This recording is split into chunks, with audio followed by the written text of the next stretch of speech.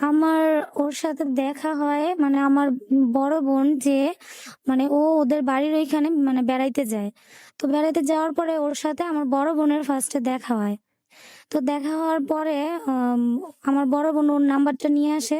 তারপর আমি মানে এমনি দুষ্টামি করি ফোন করে যে বিয়ে করে এটা দুষ্টামি কতদিন করি। আগের কথা বলছেন? এইটা ২০০৭ সালের কথা। তখন আপনি কি করেন? তখন আমি লেখাপড়া করি। মানে কিসে পড়ছেন? তখন আমি ক্লাস 7 এ পড়ি। ওকে, তারপর বলেন। তো তারপরে ওর সাথে দেখা হয়। তো আমার বোনের হাসব্যান্ড ও আসে, আসার পর ওকে জিজ্ঞেস করে যে, "তুমি কি আমার বোনকে পছন্দ করো?" হুম, তো বলতেছে, "হ্যাঁ, পছন্দ করি।" তো আমি ওর মানে ওর বয়সটা বা ওরে সেদিন ফার্স্ট দেখি। ওকে, তো ভাল লাগে আমার। তো ওকে বলে যে মানে ও ছিল হিন্দু। আচ্ছা। তো ওকে জিজ্ঞেস করে যে, "তুমি যদি আমার বোনকে মানে বিয়ে করো, পছন্দ করো যেহেতু যে বিয়ে করবা, তাইলে তুমি কি মুসলিম হবা?"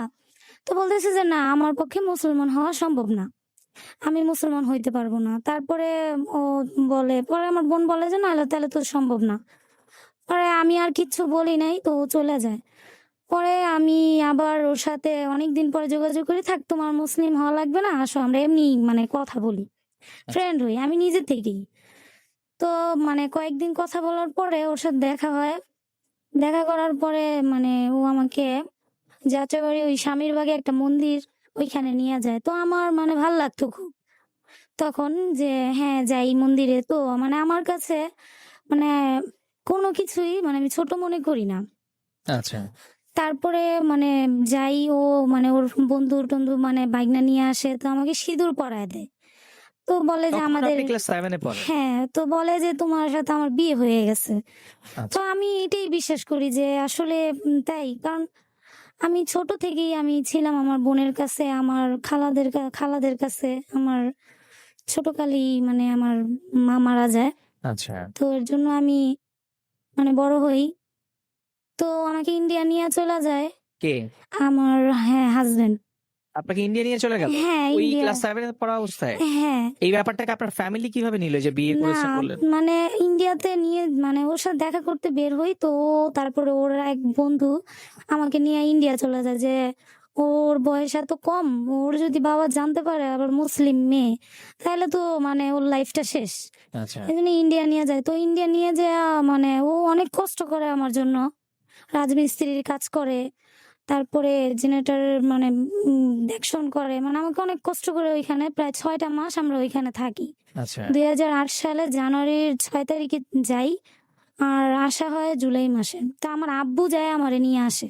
আচ্ছা, তো আমার আব্বু বলে যে, "না, ওর সাথে তো রাখবোই না। ও একটা হিন্দুর বাচ্চা, ওর সাথে রাখবো না।" কারণ আমার আব্বু একজন হাফেজ। আচ্ছা। তো তারপরে মানে ওর সাথে প্রায় ইন্ডিয়া থেকে আসার পরও ৪-৫ মাস কথা হয়। কিন্তু ওর সাথে আমার দেখা মানে হইতে পারে না। কারণ আমার আব্বু মানে নাই। তো শেষে বলছে যে, "ঠিক আছে, তাহলে তুমি তোমার মতো কাজ-টাজ করো। আর যদি মুসলিম হও তাইলে আমি আমার মেয়েকে তোমার কাছে দিব।" মানে আপনার বাবা হ্যাঁ, সেই ভদ্রলোককে বলছেন যে তিনি যদি মুসলমান হন তাহলে আপনার তার হাতে তুলে দিবেন। হ্যাঁ, আচ্ছা, এইখানে আমরা যাবো। যাওয়ার আগে একটু শুনি যে ইন্ডিয়াতে গেলেন। মানে হ্যাঁ। ওই সময়টা আপনি আপনার ফ্যামিলির সাথে কথা বলেন নাই। না, পালিয়ে গিয়েছিলেন। হ্যাঁ, ফ্যামিলির সাথে কথা হইছে আমার ৩ মাস পরে। মানে এই যে আপনি যাওয়ার দিনের ঘটনাটা শুনি, মানে কিভাবে পরিকল্পনাটা হলো আপনার যে যাবেন বা না, ওর সাথে আমি দেখা করতে বের হইছি। আচ্ছা, মানে কোচিং এ যাওয়ার কথা বলে দেখা করতে বের বাসা থেকে হইছি। বলে বেরিয়ে হয়েছেন যে কোচিং হ্যাঁ, এ যাচ্ছেন। হ্যাঁ। আচ্ছা, তারপরে মানে কোচিং এ যাওয়ার কথা বলে মানে ও আর আসতে দেয়নি। কি বললো আপনাকে?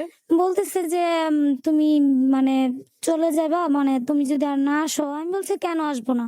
আচ্ছা, পরে ওর বন্ধুরা বলছে যে, "আপনি তো ওর ওয়াইফ এখন ওরে আপনি সিঁদুর পরায় দিছে।" আচ্ছা, তো আমিও সেটাই ভাবছি যে আসলেই তো ওর সাথে তো আমার বিয়ে হইছে। আচ্ছা। মানে তখন মানে আমি বুঝতেই পারি মানে এখন মানে আমি যেটা মানে বুঝি হুম। যে ওইগুলো আমার ভুল ছিল। ওকে। তারপরে আপনি চলে গেলেন ইন্ডিয়াতে। এবার হ্যাঁ, সেখানে গিয়ে কতদিন ছিলেন?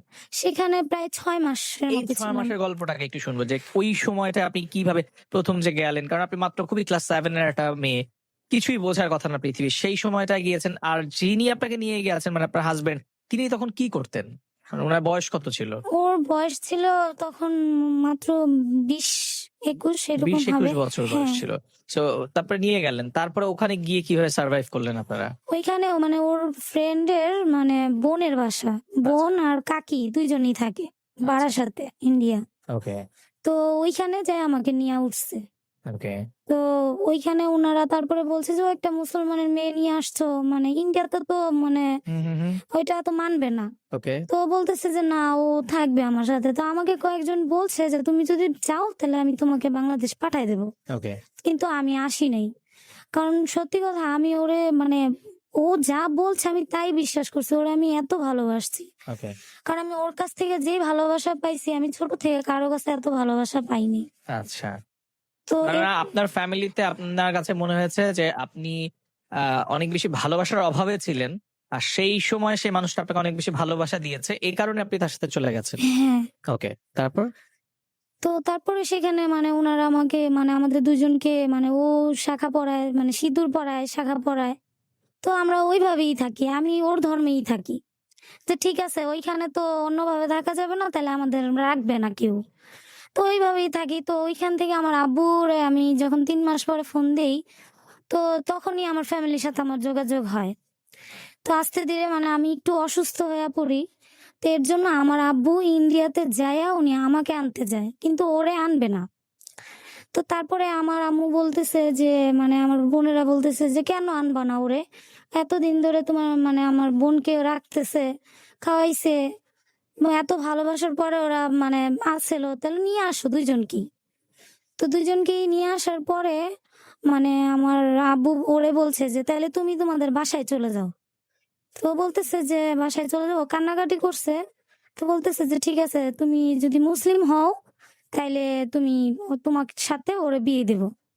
তো ও বলতেছে, "আচ্ছা ঠিক আছে, আমি মুসলমান হব, তারপরও আমাকে রাখেন।" তো আমার আব্বু বলছে যে, "ঠিক আছে, তা তুমি তোমার আম্মুর সাথে তোমার মার কাছে যাও, যেয়ে কথাবার্তা বলে আসো, তাইলে তারপরে আমরা দিব। আর কিছুদিন সময় তো দিতেই হবে।" তো ও যায়, যাওয়ার পরে কিছুদিন আমার সাথে কথাবার্তা বলে। তারপরের থেকে ওর আর কোনো খবর নেই। আচ্ছা, তো খবর নাই ২০০৮ সাল মানে শেষ। ওর সাথে আমার যোগাযোগ। তো ৯ সাল, ১০ সাল ওর সাথে আমার কোনো যোগাযোগ নাই। ও কোথায় আছে, কি আসে-বিষে কিচ্ছু না। তো তারপরে ২০১০ সালে যে আমার খালার বাসা গাজীপুর। তো আমি খালার বাসায় যাই। সেখানে আমার মানে মানে আমার ভাইয়ের বিয়েতে যাই। তো সেখানে দেখা হয় সোহেল নামের একটা ছেলের সাথে। ও গাজীপুর ওইখানকারই স্থানীয় ছেলে। তো ও আমার খালার কাছে বিয়ের কথা বলে। আচ্ছা, তো আমার খালা বলতেছে যে এখানকারই স্থানীয় ছেলে মানে ৫ ওয়াক্ত নামাজ পড়ে ওর বাবা-মা। ওরা খুব ভালো মাজার, মসজিদ মানে ওইখানকারই স্থানীয় দেওয়ান বাড়ি। মানে ওই গ্রামের মধ্যে মানে ওদের বাড়ির অনেক নাম, হুম, ওদের বংশের। তো আমি চিন্তা করি যে অনেক পাপ করছি, মানে পূজা-টুজায় গেছি। তো হয়তো আল্লাহ পাক আমাকে একটা সুযোগ দিতেছে যে এই একটা এমন একটা ফ্যামিলিতে বিয়ে করার জন্য। তা আমি রাজি হইছি যে আচ্ছা ঠিক আছে।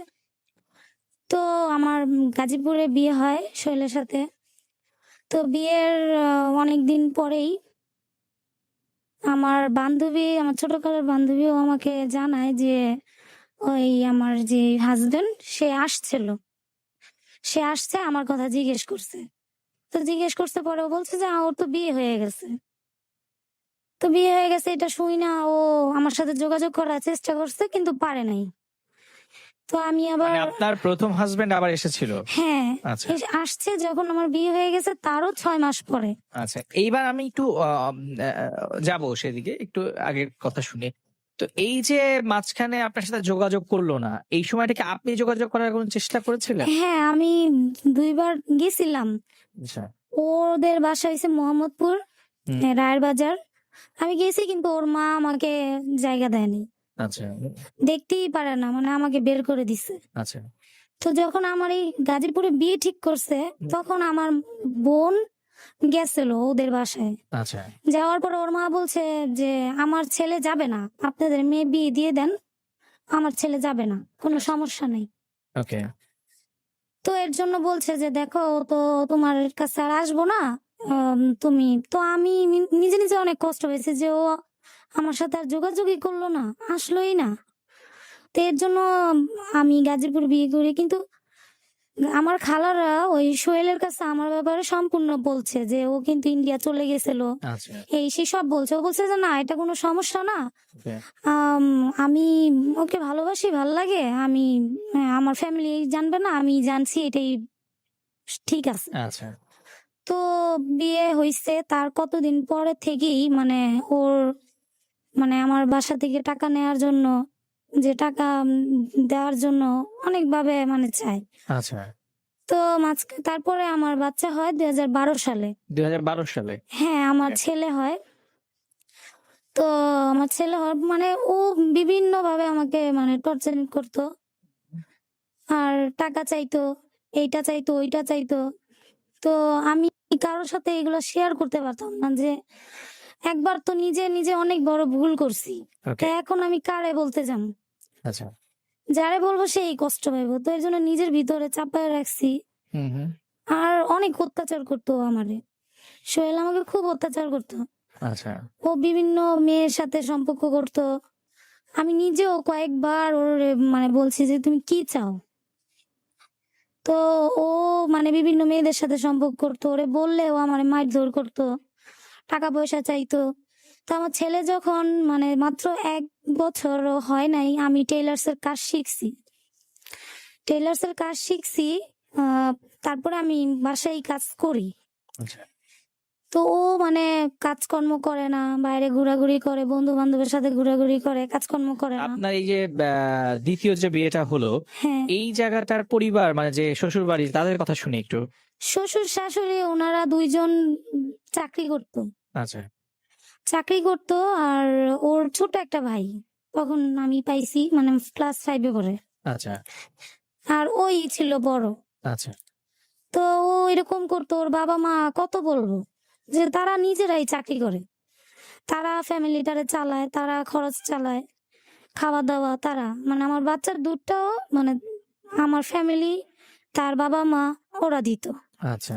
মানে ও বাবা হয়ে কখনো বলতে পারবো না যে ছেলের জন্য একটা কাপড় কিনছে। ওকে। আর তো মানে অনেক অত্যাচার তো করতই। এমনকি খাওয়ার টাইমেও গালাগালি করত। আচ্ছা। তো যখন মানে আমার ছেলের ১ বছর হয়ে গেছে, তো আমার বান্ধবী বলতেছে যে, "ও তো তোমার লগে শুধু যোগাযোগ করতে চায়, তাইলে কি তুমি কি ওর সাথে কথা বলবা?" মানে আমার আগের হাসব্যান্ড। হুম, হুম। বলে যে, "অনেক কান্নাকাটি করে তোমার জন্য, একটু কথা।" তো আমি ভাবলাম যে, আমি এত বড় একটা ভুল করছি, আমি ওর সাথে কথা বলবো। দেখি হয়তো ওর অভিশাপ আমার জন্য এরকম। আমি এরকম কষ্টে ভুগতেছি। তো আমার বান্ধবীর বাসায় ও আসে, আসার পরে আমি যাই আমার বাচ্চাটারে নিয়া। তো সেদিন ওর সাথে আমার ফার্স্ট দেখা ২০১৩ সালে। ওকে। তো দেখা, তো ও আমার সাথে অনেক কান্নাকাটি করে যে আমার অনেক ভুল হয়ে গেছে। আমি তো মানে কাজ করছি। আমি তো চাইছি যে মানে টাকা পয়সা ইনকাম করে আমি তোমার কাছে আসবো। তো আমি বলছি তাহলে মানুষ তো কথা বলে হুম, হুম। যে একটু যোগাযোগ রাখে। তো বলে না আমি আসছিলাম, অনেকবার আসছিলাম। কিন্তু তোমার ফ্যামিলি থেকে কেউ মানে আমাকে তোমার সাথে যোগাযোগ করতে দেয়নি। আচ্ছা। তো আমি বলছি যে তাহলে আসছিলা, তাহলে আমি তো দেখি নাই। হুম। ঠিক আছে, যা হইছে হইছে। তুমি আমার সাথে একটু কথা বইলো। আচ্ছা। তো আমি বলছি যে আচ্ছা ঠিক আছে বলবো। কয় না, আমি কিচ্ছু চাই না তোমার কাছে। শুধু আমার সাথে একটু কথা বইলো। আচ্ছা। তো এর জন্য আমি সবসময় মানে ওরে বলছি যে না, আপনি কিন্তু আমাকে ফোন দিবেন না। ওকে। আমি যখন সময় পাবো আমি আপনাকে ফোন দেব। তো ও সবসময় আমার ফোনের অপেক্ষা করতো। তা আমি শুধু বলতো কি যে আমি শুধু তোমার কণ্ঠটা একটু শুনতে চাই। ওকে। তো এরকম কইরা মানে ২০০০ মানে এরকম ১ বছর কথা, ২ বছর কথাই বলছি ওর সাথে। মানে দেখা করিনি। আচ্ছা। মানে ও জাস্ট শুধু আমার একটু কণ্ঠ শুনতে চায়। ওকে। তো ২০১৫ সালে হঠাৎ ও আমাকে ফোন করে বলতেছে, "আচ্ছা, ইয়া করো, এই যে তোমার সিমটা চেঞ্জ করে ফেলো।" "কেন চেঞ্জ করবো?" যে, "হ্যাঁ, একটু সমস্যা তো, চেঞ্জ করো।" তো আমি চেঞ্জ করি নাই। তো ওর ওয়াইফ ফোন দিছে আমারে যে, আম "আমি তো শঙ্করের বউ, তুমি কি?"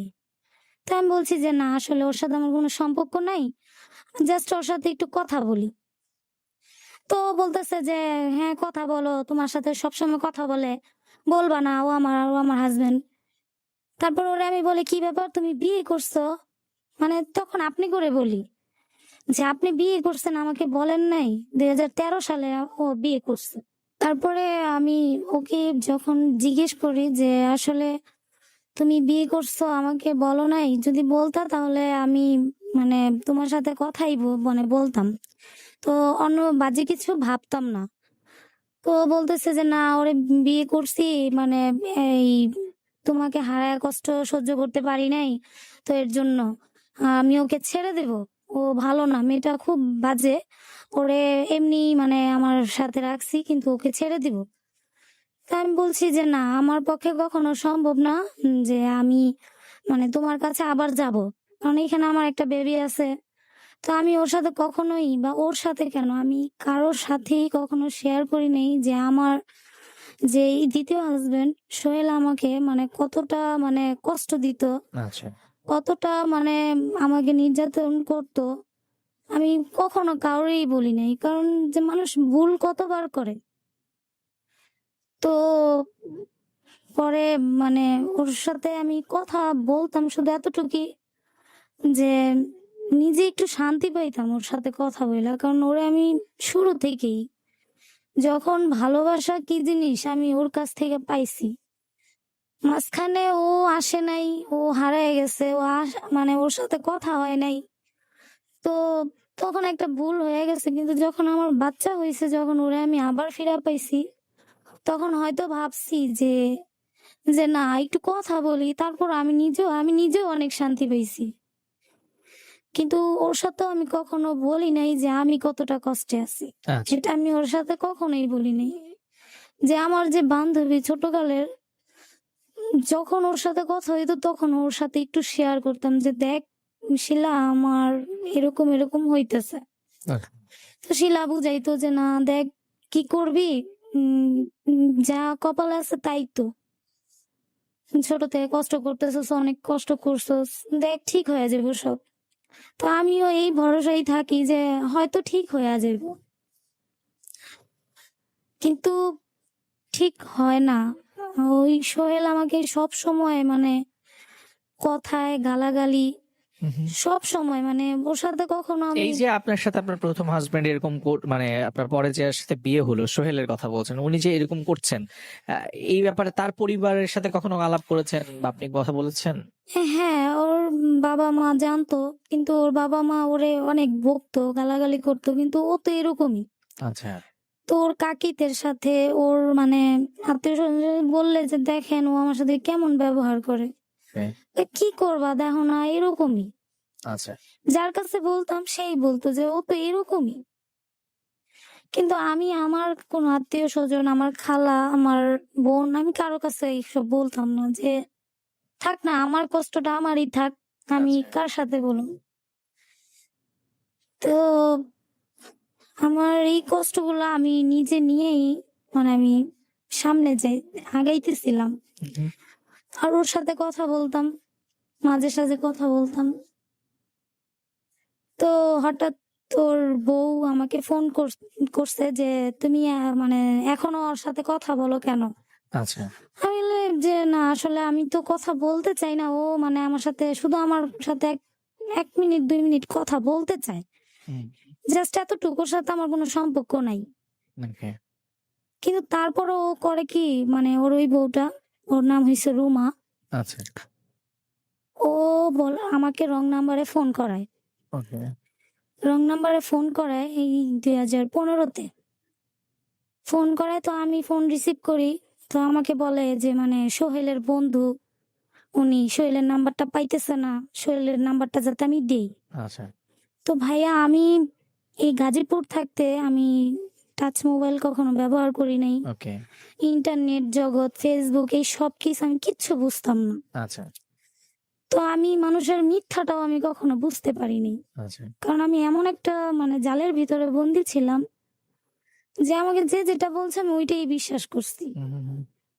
কারণ ওইখান থেকে তো আমি কখনো বেরই হই নাই। ওকে। তো আমি আবার নাম্বারটা দিয়ে দিছি সোহেলের। আচ্ছা। তো আমার মানে হাসব্যান্ডের নাম্বারটা আমি দিয়ে দিছি। যে হ্যাঁ, ওর বন্ধু ফোন করছে দিয়ে দিই। এই যে তারপরে আপনি আম আপনার হাজবেন্ডের অগোচরে আপনি যে আপনার পুরনো যে পরিচিত মানুষটি তার সাথে কথা বলতেন, এই ব্যাপারটার জন্য কি কখনো আপনার নিজের কাছে অপরাধবোধ কাজ করতো না যে আমি আসলে যার সাথে হোক আমি সংসার তো করছি এবং আপনার একটা সন্তান আছে, এরকম একটা অবস্থায় আপনি একটি পুরুষের সাথে যার সাথে আপনার আগে একটি সম্পর্কও হয়েছিল, সেটাকে যদিও আপনি বিয়ে বলছেন, তো এইটা কি আপনার কি কখনো মনে হতো না যে আমি আসলে ঠিক করছি কিনা বা ভুল করছি, এরকম কি আপনার মনে হতো কিনা? ওইটা আসলে আমি ভাবতাম, মানে হুম। ওর ব্যাপারটা যদি আমি ভাবতাম তো আমার মনে শুধু এতটুকু আসতো যে আমি ওর সাথে খারাপ করছি, ওকে রাইখা আমি আরেকটা বিয়ে করে নিছি। আচ্ছা। তো এটা আমি খারাপ করছি। তো যেহেতু ও আমার সাথে একটু কথা বলতে চায়, একটু আমার ভয়েসটা শুনতে চায়, হুম। তো হয় বললে কি হয় আর? ওর কিন্তু সাথে তার এটা আমি যদি আপনার কোনো হাজবেন্ড জানে তাহলে তো আপনার জন্য অনেক বড় সমস্যা হবে। হ্যাঁ, কিন্তু আমি কখনো মানে ওরে প্রায় সপ্তাহে ১ দিন বা মাসে ২ বার মানে হঠাৎ কল আচ্ছা। করতাম আরকি। তার মানে কি ওই মানুষটার প্রতি আপনার ভালোবাসা তখনও ছিল? আমি কখনো ওরে ভুলতেই পারিনি। ওকে। তারপরে আগাই। তারপরে কি হলো, নাম্বারটা দিয়েছেন। তারপরে ওই মেয়েটা করে ওর সাথে কথা বলে, আচ্ছা। সোহেলের সাথে। হুম।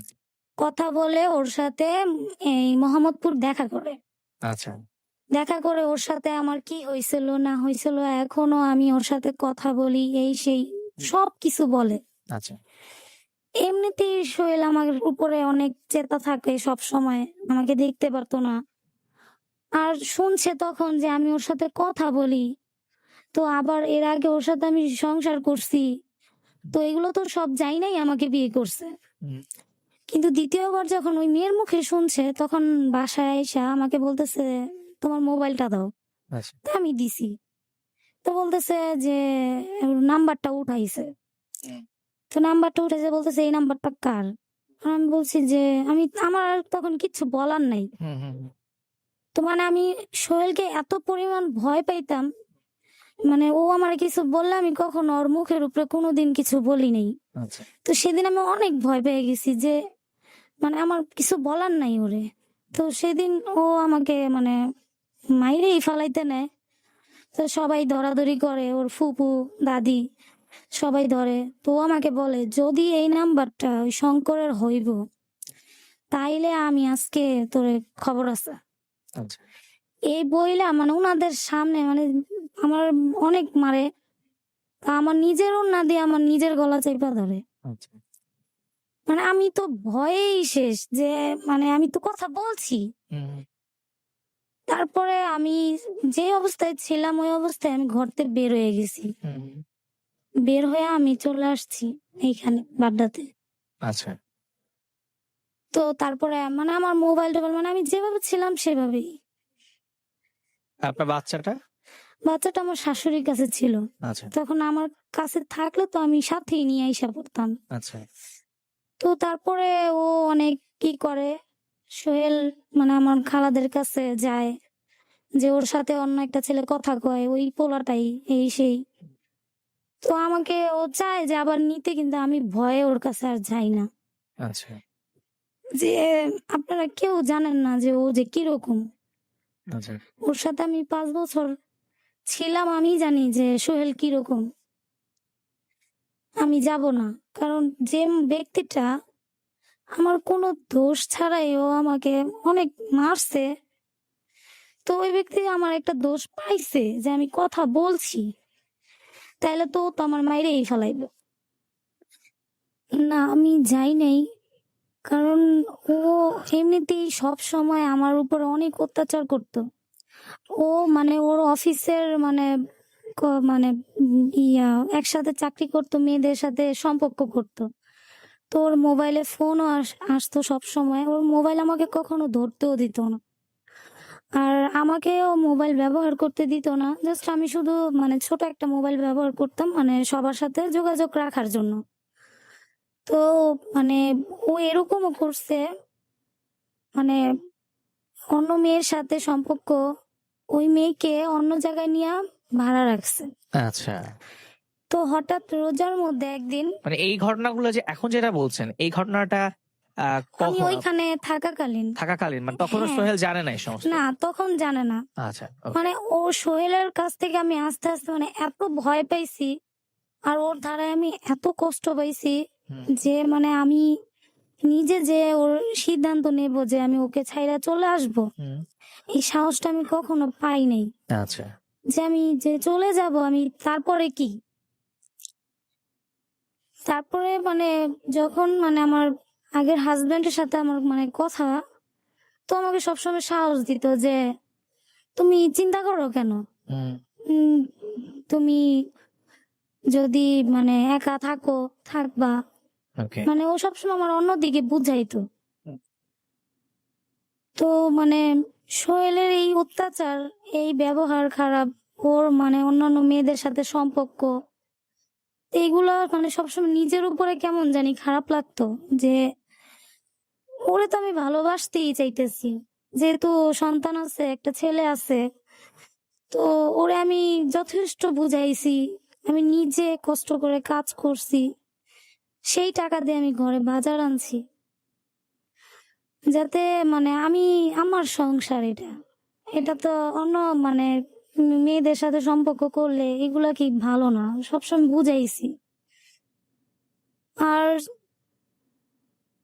ও মানে কখনো বুঝে নাই আমাকে। ওকে, যে আমি যে কিরকম, এটা কোনোদিন সোহেল আমারে বুঝে নাই। ও নিজের মতো করে ও মানে চলাফেরা করছে, বন্ধুদের সাথে ঘুরছে, কখনো আমাকে ওর ঘরের বউ মানে মানেই নেই। আচ্ছা, তো যখন আমি মানে আমি শুধু আমি আমার আগের হাজবেন্ডের সাথে কথা বলতাম যে আমার ভাল লাগতো। ওর সাথে 2 মিনিট কথা বললো আমি শান্তি পাইতাম। আচ্ছা, আর ও মানে এরকম ছিল, ওর কথায়, ওর হাসিতে যে কোনো মানুষ ওর মানে প্রেমে পড়ে যাবে, মানে এরকম মানে মিশুক ছিল। আচ্ছা, আর এত সুন্দর করে বুঝাইতো, কথা বলতো। হুম, হুম, তো আমি ওরে সবসময় আগের মতোই মনে করছি যে ইন্ডিয়াতে যেরকম ছিলাম, ও আমাকে যতটা ভালোবাসছে আমি সবসময় ওরে ওইটাই মনে করছি। আচ্ছা,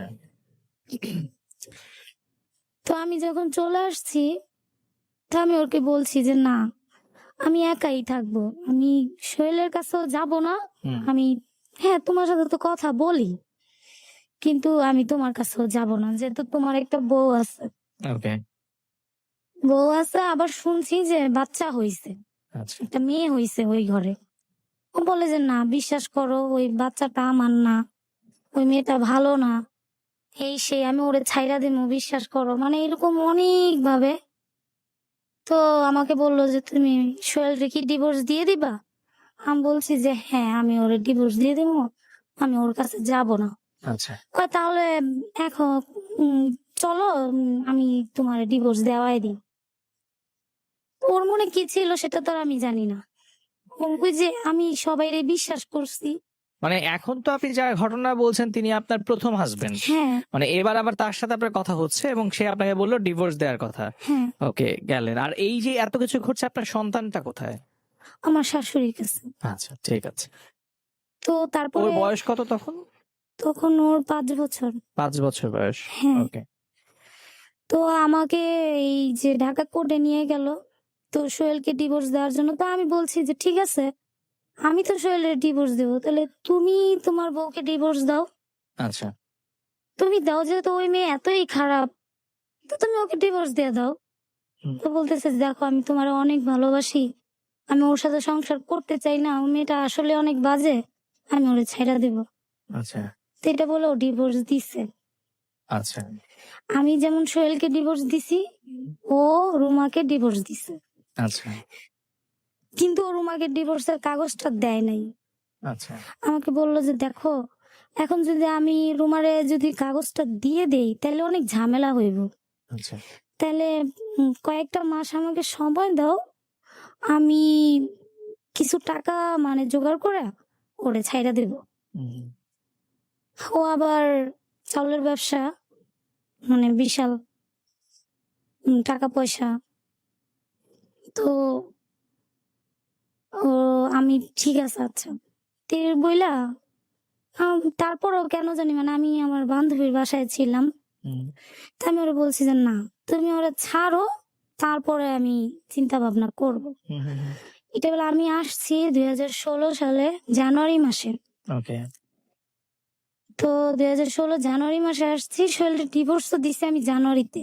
আচ্ছা, আর ওর সাথে আমার বিয়ে হয় মে মাসে।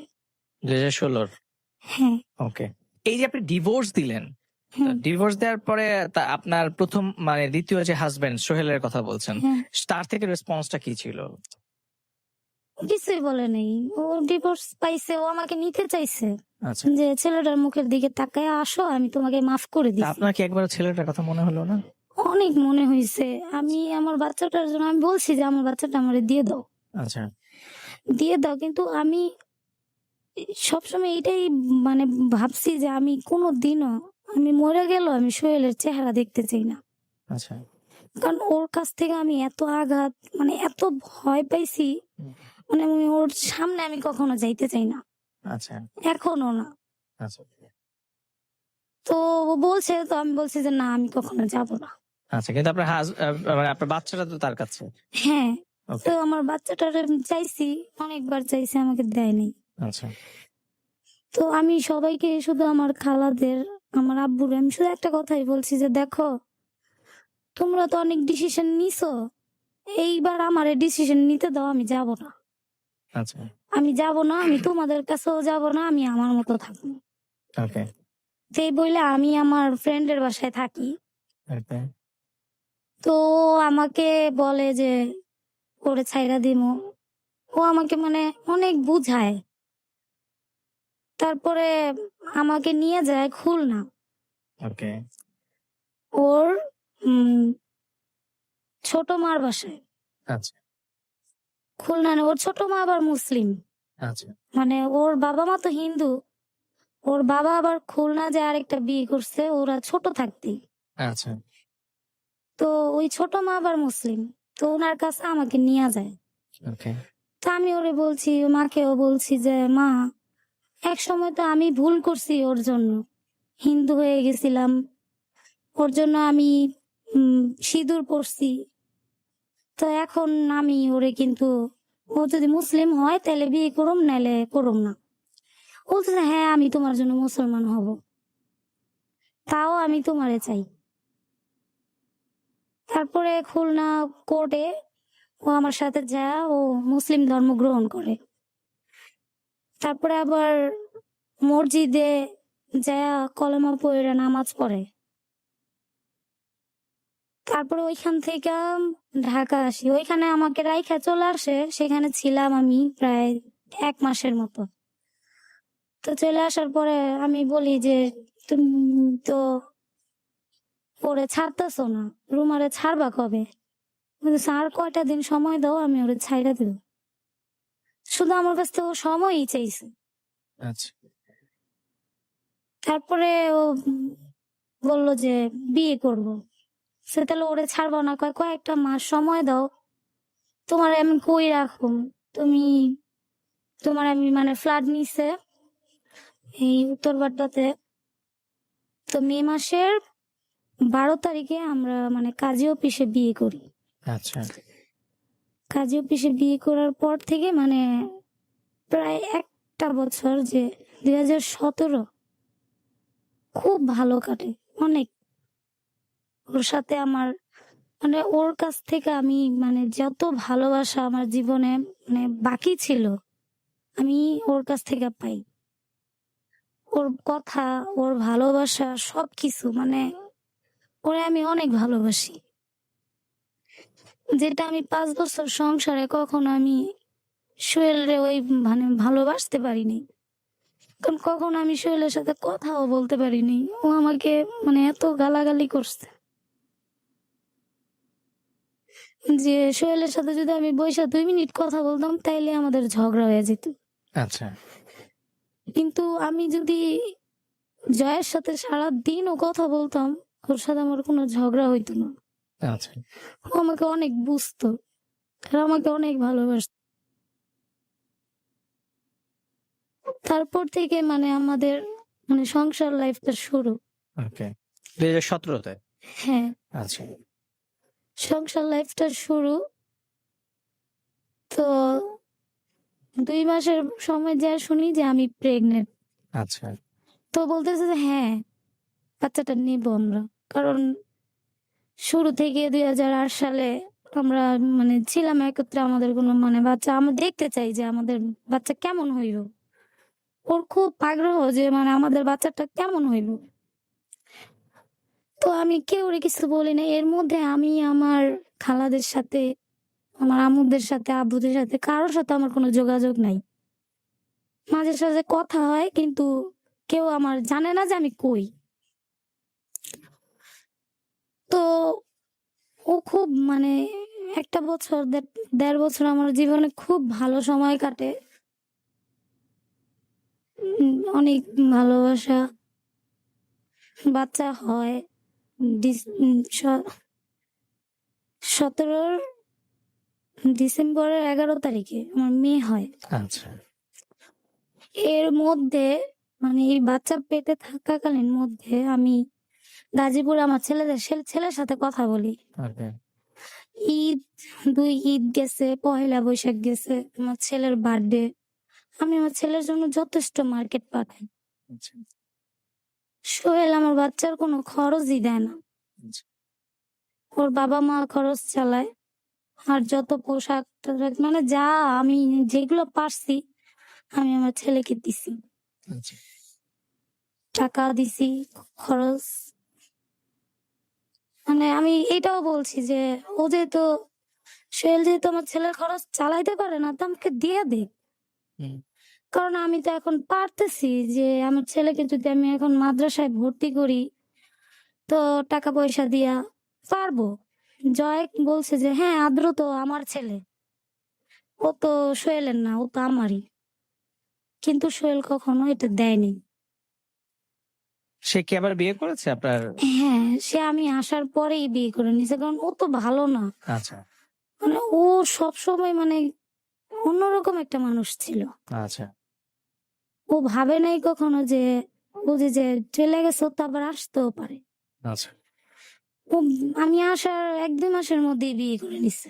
আচ্ছা। কিন্তু তখনও কিন্তু আমি কিছুই করিনি।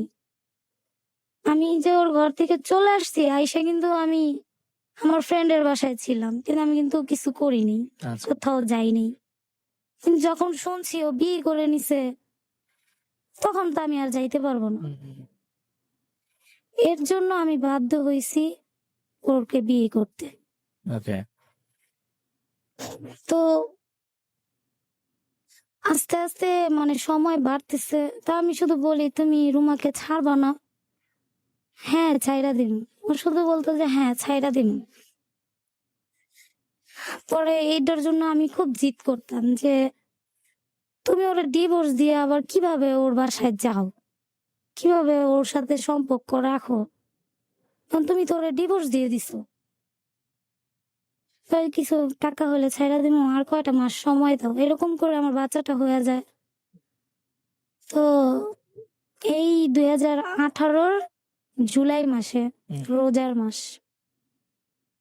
এই রোজার মাসেও আমাকে মানে বিভিন্ন সময় তো বাসায় আসতোই না। আচ্ছা। আসতো না, আমাকে বলতো যে কাজ আছে ভাইয়ের বাসায়। তারপরে বলতো যে আমি একটু ঢাকার বাইরে যাইতেছি। মানে এরকম করে সময় কাটাইতো শুধু। সেখান দিয়ে মানে ওই বউর বাসায় যাইতো। আচ্ছা।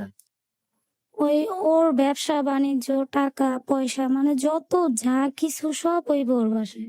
আচ্ছা। ও আমাকে অনেক ভালোবাসতো। তাই মানে ও কখনো আমার কাছে কোনো টাকা-পয়সা দিত না। আচ্ছা। কারণ ওর মনে একটাই ভয়, যদি আমি চইলা যাই। আচ্ছা। কারণ ও জানে যে আমার খুব রাগ। কারণ আমার কথা যে আমি তোমারে তো বিশ্বাস করছি। তুমি আমার বলছো ওরে ডিভোর্স দিছো, তুমি ওরে ছাইড়া দিবা। তাহলে কেন ওরে রাখছো এখনো? ওকে। না, সবসময় বলছি যে হ্যাঁ ছাইড়া দিব। না করে নাই কোনোদিন। ছাইড়া দিব। আচ্ছা। আর টাকা পয়সার যে ব্যাপার, যে আমারে তুমি টাকা দিয়ে কি করবা? আমি আছি না? আমিও আমার ভবিষ্যৎ যে আমার বান্ধবী আমার কেউ যদি আমার বুঝাইতো যে এই তুই কিন্তু টাকা পয়সা করিস, এখন কিন্তু ভুল করিস না, কারণ ওর যেহেতু আরেকটা বউ আছে, তুই কিন্তু টাকা পয়সা নিস। আম, ও তো ওর বউকে ছাড়তেছিল না, হুম। ওর সাথে আমার মানে ঝগড়া যে তুমি ছাড়বা না তাইলে তুমি কেন, দেখো তো তোমার একটা কথায় আমি আমার সব ছেড়ে দিছি, এবং কি আমি আমার বাচ্চাটাকেও রেখে আসছি শুধু তোমার মুখের দিকে তাকায়া, আমি আর ফেরত যাই নাই। তা তুমি কেন আমারে ধোকা দিতেছো? তুমি ওরে ছাইরা দিছো, ডিভোর্স দিয়ে দিছো, তাহলে ওরে ছাইরা দাও। ও সবসময় একটা কথাই বলে, তুমি টেনশন করো কে লেগা, ওরা তো ছাইরেই দিল। তো তারপরে জুলাই মাস আমি আমার কেন জানি মানে ওর মোবাইল থেকে আমি একটা মানে জিমেল আইডি পাই। আচ্ছা। আমি বলি জিমেল আইডিটা কার? তো আমি জিমেল আইডিতে পাসওয়ার্ড দিয়ে ঢুকে দেখি মানে ওর ওই বউয়ের জিমেল আইডি। আচ্ছা। সেখানে দেখি ওদের ছবি। ওই রোজার মধ্যে ও 12-13 দিনের জন্য বলছে ঢাকার বাইরে, হুম।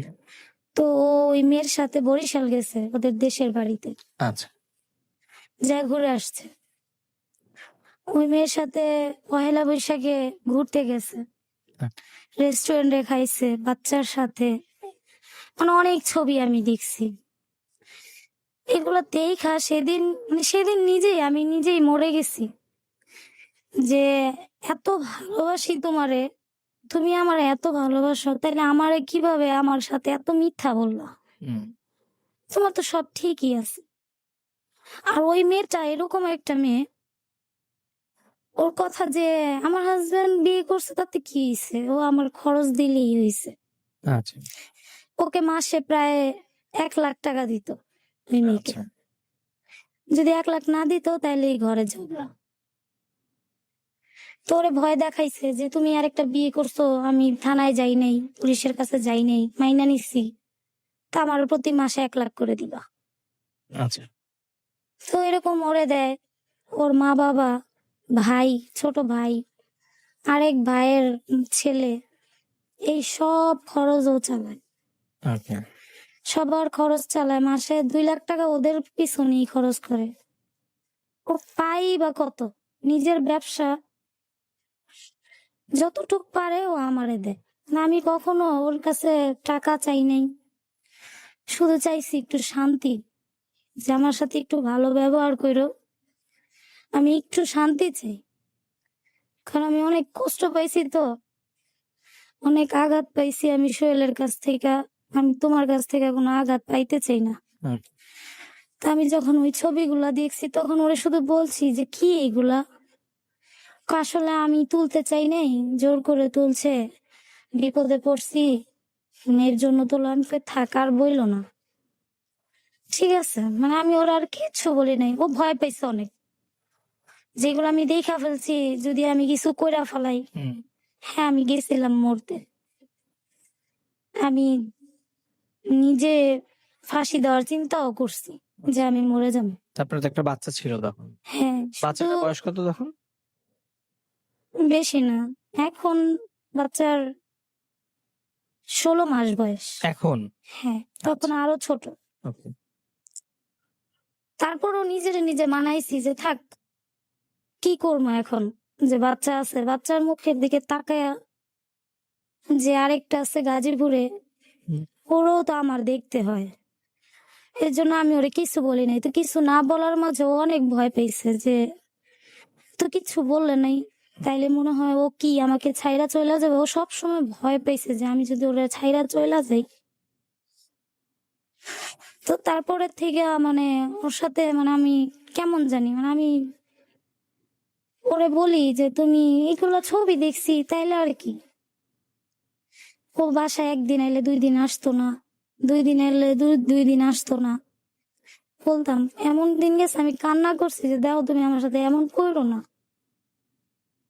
হয় তুমি একবারে আইসো না, আর নয়তো আসো, কিন্তু এরকম আমার সাথে এই খেলা খেলো না যে একদিন এইখানে একদিন ওইখানে। ওইখানে ওর সাথে কি কথাবার্তা হয় কি না হয় সেগুলো তো আর আমি জানি না। ওই মেয়ে আবার নতুন কইরা ঘরে যত ফার্নিচার লাগে সব বানাইছে। মানে ওরে এখানে টাকা দেওয়ার সুযোগই দেয় নাই। মানে ওর বাবা মা সবাই ওই মেয়ের পক্ষে। ওই মেয়েটাও তো মুসলিম ছিল, তাহলে ওই মেয়েকে এত আদর, আমিও তো মুসলমানই ছিলাম, তাহলে ওর মা আমার সাথে কেন এরকম করলো? ওর মা মানে আসছে, আমার বাচ্চাটা যখন পেটে আসছে 7 মাস, তখন আমার বাসায় আসছে। আচ্ছা। আসছে আমার বাচ্চা হওয়ার পরে আসছে, শুধু ওর জন্য। ও টাকা দিচ্ছে তাই আসছে। ওর বাবা মা ওর কাছ থেকে শুধু টাকা, ও টাকা দিলে সব ঠিক। আচ্ছা। ওই বউটাও সেম, যে টাকা দিলেই সব ঠিক। ও যেমন একটা টাকার মেশিন ছিল ওদের কাছে। ওকে। ও আমার সময় দিতে পারতো না, কারণ কাজে ব্যস্ত থাকতো। এখানে আসলে চিল্লাচিল্লি করতো, ওইখানে থাকলে আমি এখানে রাগ করতাম। মানে ও এরকম একটা মানে আটকে গেছিল। তো আমি তো সবসময় ওরে লাস্টে আমি ওরে বলছি যে তোমার যদি ভালো না লাগে, তুমি যদি ওরে ছাড়তে না পারো, তাহলে আমারে ছেড়ে দাও, কিন্তু আমি এই দুই টানের ভিতরে থাকতে চাই না। আচ্ছা। কারণ আমি আমার মানে জীবনে কয়েকটা বছরে আমি যে আঘাত পাইছি, যে কষ্টগুলা পাইছি, আমি ওরা বলছি যে আমি যদি একা কষ্ট করে খাই তাও ভালো, শান্তিতে থাকুন, আমার এইগুলা ভাল লাগে না। ওকে। তো ও মানে এরকম হয়ে গেছিল ইদানিং কয়েক মাসের মধ্যে, খুব খারাপ ব্যবহার করতো আমার সাথে। হুম। ফোন দিত না, ফোন দিলে রাগারাগি করতো, মানে কেমনটা জানি হয়ে গেছে। আর সবসময় ওরে বলছি তুমি এরকম কথাবার্তা বলতেছো কেন, এমন হয়ে গেল কেন? যেমন আমারে দেখতেই পারতো না, এই বাড্ডাতেও আসতেই চাইতো না, ওই ধানমন্ডির ওদিকেই থাকতো। ওই মেয়ের বাসা আমাকে বলছে যে ঠিক আছে তোমাকে ধানমন্ডিতে বাসা নিয়ে দেবো আর কয়েকটা মাস, এরকম করতে তো অনেক দিন। তো আমাকে নিয়ে ধানমন্ডিতে ওই যে কলা বাগানে বাসা দেখছে। তো বিশাল বড় ফ্ল্যাট, 50,000 60,000 টাকা ভাড়া পড়ে যাবে।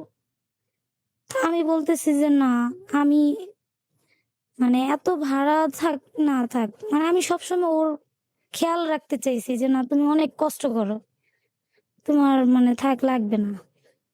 কিন্তু পরে জানতে পারি যে এই বাসা আমার জন্য দেখছে ওই ফ্ল্যাটে ওই মেয়েটাকে নিয়ে গেছে, আচ্ছা। ওর বাবা মা সহ, মানে ওই মেয়ের সাথে ঘরের সম্পূর্ণ ফার্নিচার বানাইছে।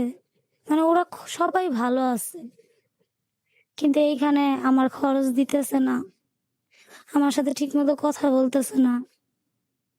মানে আমি নিজে মানে মানে কেমন জানি মনে হইতেছিল যে আমি কি ভুল করছি যে ওরে এত ভালোবাসি, ও আমার এত ভালোবাসে, মানুষটা এরকম চেঞ্জ হয়ে গেল কিভাবে?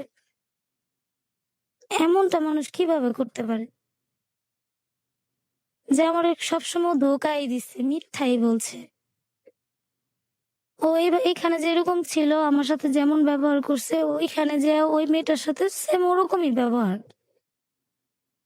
তো আমি সবসময় মানে নামাজ পড়ে আল্লাহর কাছে বলতাম যে আল্লাহ, ও যদি সব ফ্যামিলি সবারে নিয়ে ভালো থাকে, তুমি আমারে নিয়ে যাও।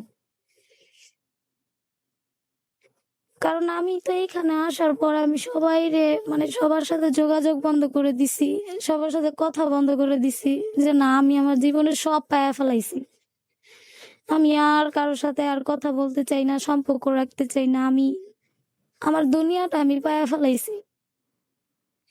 কিন্তু সেই দুনিয়ার মানুষটাই যে মানে এরকম মানে আমার মিথ্যার সাথে জড়াইছে, হুম, হুম, হুম। এটা তো আমি বুঝতে পারিনি। ও আমার বাবার সাথে আমার ওর জিদ ছিল যে আমার আব্বু ওর কাছে দেয় নাই, আরেক জায়গায় বিয়ে দিয়ে দিছে। এর জন্য মানে আমার আব্বুর উপরে রাগ জিদ ওইটার জন্য মানে ও বলছে যে কোনো একদিন আমি ওরে মোহনারে আইনা ছাড়ব। আচ্ছা।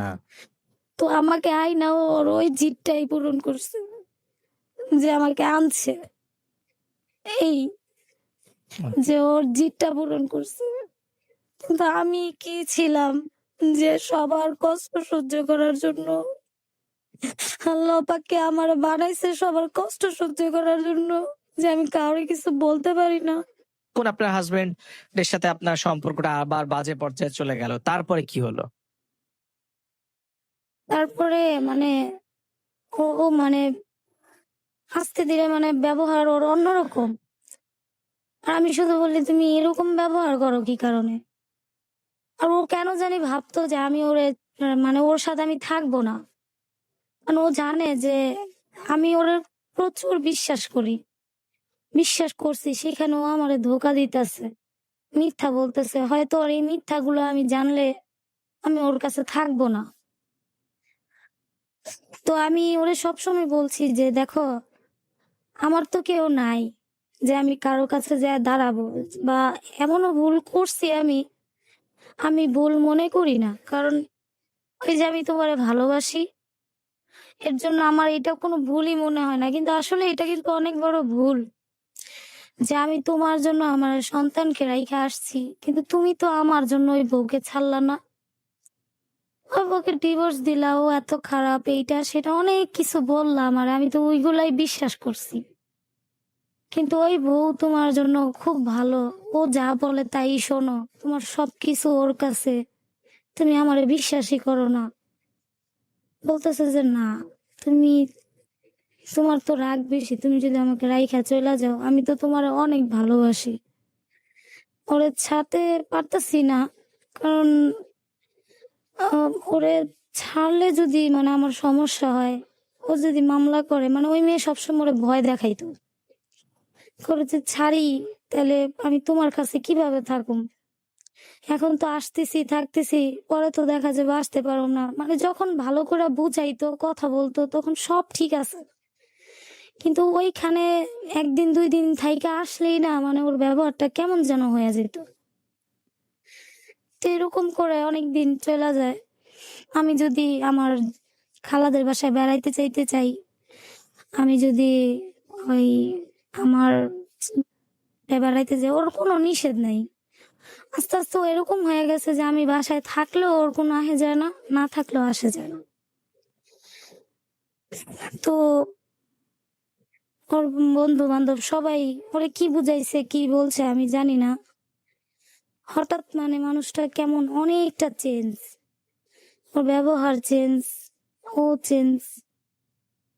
তো আমি আমার নিজের কাছে মনে হয়েছে যে আমি মরে যাই, কারণ আমার এই পৃথিবীতে কেউ নাই। আর ওর কাছে, ওরে আমি এত ভালোবাসি, ওর কাছ থেকে আমি এরকম ধোকা ও না দিলেও পারতো। আমি যেখানে ছিলাম যেমন ছিলাম ওইভাবেই থাকতাম। ও আমার সাথে যোগাযোগ না করতো, ও আমার না আনতো, ও আমার না বলতো, তাহলে তো আর আমি আসতাম না। আর ওর বউ যেটা করছে, যে সোহেলরে সবকিছু জানায়া, ও ভাবছে যে সোহেলরে সব জানায় দেই, তাইলে হয়তো মোহনা আর আমার হাজবেন্ডের সাথে কথা বলতে পারবে না। কিন্তু এইটা বুঝে নাই যে সোহেল যে কি একটা বাজে ছেলে, ও যে কি মানে ওর ব্যবহার, ওর আচার আচরণ যে কিরকম, এটা মানে সবাই জানে, ওদের এলাকারও মানুষ অনেকেই। যে বউ মানে আমার ব্যাপারে যদি কেউ যায় যে জিজ্ঞেস করতে যে বউ চলে গেছে, বউটা কেমন ছিল, কেউ বলতে পারবে না যে কারোর সাথে আমি কখনো কোনো খারাপ ব্যবহার করছি, কারোর সাথে আমি কিছু বলছি, কোনোদিন না। কিন্তু আমার ভাগ্যে যে এই সব কিছু, এটা আমি কখনো ভাবতেও পারিনি। তো মেয়েটার জন্য আমি বলছি যে দেখো, এইখানে মেয়েটার ভবিষ্যতের জন্য তো কিছু করা দরকার, তুমি মেয়েটার জন্য কিছু করবা না? তো সবসময় বলতো যে আমি বাইচা আছি না, হ্যাঁ সব কিছুই হইব। হ্যাঁ হইব, ঠিক আছে, তুমি এখন এত টাকা কামাই করো, পরে তো নাও করতে পারো মেয়েটার জন্য। চিন্তা করো না, সব করে দিন। অথচ ওই জায়গা দিয়ে ও সম্পূর্ণ সবাইকে টাকা দিতেছে, সুন্দরভাবে চলতেছে। অথচ আমার বাসায় ও ভাড়াটা দিলে কোনো মতো খরচটা মানে নিজেই সবকিছু আইনা দিছে, বাচ্চার মানে যা লাগে সব ও নিজে আইনা দিছে, মার্কেট টার্কেট যা লাগে সব। ও আমার কাছে কখনো ক্যাশ টাকা রাখতে চায় নাই, বলে তোমার কাছে টাকা রাখুম, তুমি যদি আমার ছাইরা দাও। আর সবসময় একটা প্রশ্ন কি লেগে আসে যে আমি তোমার ছাইরা দিব, কয় না মানে মানে ও আমার এত ভালোবাসতো যে ওর মনে সবসময় ভয় থাকতো যে আমি যদি ওকে রাইখা চইলা যাই। এই ভয়ে ভয়ে তারপরও তো আমার সাথে ওর ভালো ব্যবহার করা উচিত ছিল, কিন্তু ওর মা ওর সাথে মানে আমি আমার মেয়ের যখন 40 দিন হয়েছে সেদিন ওর মা তো আমার ঘরে। তা আমি বলছি দেখো আজকে তো মেয়ের 40 দিনের খরচ করতেছি, মানে আকিকা দিচ্ছি, তো তুমি নামাজ পড়তে যাও। ও সবসময় নামাজ পড়তো, আচ্ছা। নামাজ পড়তো আমার কাছ থেকে, মানে সূরা শিখতো, মানে ওর আগ্রহ ছিল। হুম, হুম, হুম। তো সেদিন ওর মার সামনে বলতেছে যে মা এখানে আমি যাব নামাজ পড়তে। আমাকে তো কি হয়েছে, তোমার মা তো জানেই তুমি মুসলিম হইছো, তো যাও, ওকে আছে। তো ওর মা দেখছে যে ও নামাজ পড়া বেরোইছে, ওর মা নিচে দাঁড়ায় আছিল, তো দেখছে যে ও নামাজ পড়ে আসছে। তো এরপর থেকে ওর মা সেদিনের পর থেকে আর কখনো আমার বাসায় আসে নাই। আচ্ছা। আর ওরে শুধু বুঝাইছে ও কাফের হয়ে গেছে। ও মানে আর ওই মেয়েটা কেমন মুসলমান আমি জানি না। আমি সত্যি কথা, আমি ওর ব্যাপারে যদি হয় আমি মইরা গেলে আল্লাহর কাছেও জিজ্ঞেস করতে চাই যে আল্লাহ পাক ওরে কেমন মুসলমান বানাইছে, যে ও মুসলমান হইয়া ও ওরে বুঝাইছে যে মানে আপনার ধর্মটা তো আমি কি করছি, মোহনাই তো আপনারা মুসলমান বানায় ফেলছে, আপনারা কাফের বানায় ফেলাইছে। ও কেমন মুসলমান যে ও ওরে এটা বুঝাইছে। ওর তো এটা ভাবা উচিত ছিল যে না, আমি মুসলমান, ওরে কখনো বানাইতে পারি নাই, কিন্তু মোহনা তোরে মুসলমান বানাইছে। এটা কোনোদিন ও ভাবে নাই, ও ওরে উল্টা বুঝাইছে যে আমি তো কখনো আপনারে বলি নাই মুসলমান হইতে, দেখেন মোহনা কিন্তু আপনারা মুসলমান, আপনারা ধর্ম পাল্টায় ফেলাইছে। তো এই বিষয়গুলো ওর ভিতরে এমন ভাবে ঢুকাইছে, ও নিজেও ভাবছে যে আসলেই তো ও তো আমারে, রুমা তো আমারে কিছুই বলে না, কিন্তু মোহনা তো আমার নামাজ পড়তে বলে, মোহনা তো আমাকে মসজিদে যাইতে বলে, কিন্তু রুমা তো আমারে কিছু বলে না। ওর মাকে নিয়া, ওর ভাইকে নিয়া, সবাইকে নিয়া রুমা খুব ভালো চলতেছে, কিন্তু আমি তো চলতে পারতেছি না। তো এই বিষয় নিয়ে ওর সাথে অনেক ঝগড়া হয় যে দেখো তোমার মা বাবা সবাই ওর কাছে যাইতে পারে, তাহলে আমার কাছে আসবো না কেন? ও বলে যে দেখো না আসলে এখন কি করুম, ওদিকে যায় ওদিকে যায় না, মানে ও ডাইরেক্ট আমার কাছে অস্বীকার যে কেউ ওর সাথে যোগাযোগ নাই। কিন্তু আমি জানতে পারি। তো এরকম করতে করতে এক সময় মানে ও নিজেও মানে বাসায় আসে না, খরচ দেয় না। এই জানুয়ারি মাসে, এই 19 সালে জানুয়ারি মাসে আমি প্রায় 8-10 দিন আমি আমার আম্মুর বাসায় থাকি।